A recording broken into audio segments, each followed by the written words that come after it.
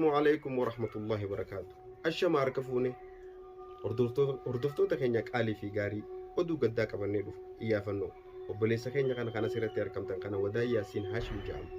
Maqaa isaa kan dhugaa ta'uu hin beekne. Ammoo akkuma nam tokkotti jireenyaan firraa jijjiiree jeetii kara biyya Yaman baqate. Eega biyya Yaman baqate booda hireen bakka namoo dhaabdu hin beekan. Hireen isa bakka dhaabde magaalaa Yaman Damaar bakka jedhamtutti hoosha dallaalota keessa seene. Eega achi seene booda gocha gara jabeenya dallaalotaatiin jechuudha. Uleedhaan cafaqamuudhaan akkaan azzabamuudhaan amma tokko dura lubbuun isaa dabarte.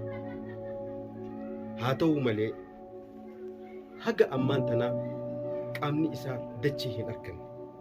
Warra isaanii bakka ta'es waan hin beekneef nuti jecha hordoftoota keenya qaalii fi gaarii namni suuraa isaa kana laaltanii beektan kan jiraattan yoo taatan maatii biraan akka nu qaqqabsiiftan obsaa fi kabajaan isin gaafanna.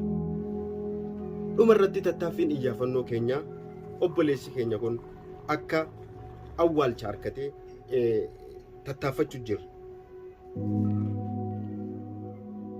Dhuma irratti irra deebi'uudhaan wanni isin gaafannu obboleessa keenya kana namni suuraa isaa kana beektan yoo jiraatte du'a isaa kana maatii isa biraan geehuudhaan maatiin isaa dhimma isaa kana hordoftee akka inni awwaalamu gootu obsaa fi kabajaan isin gaafanti. Galatoomaa hora bulaa viidiyoo kana waliif raabsuudhaan wal biraan gahaa irra deebinee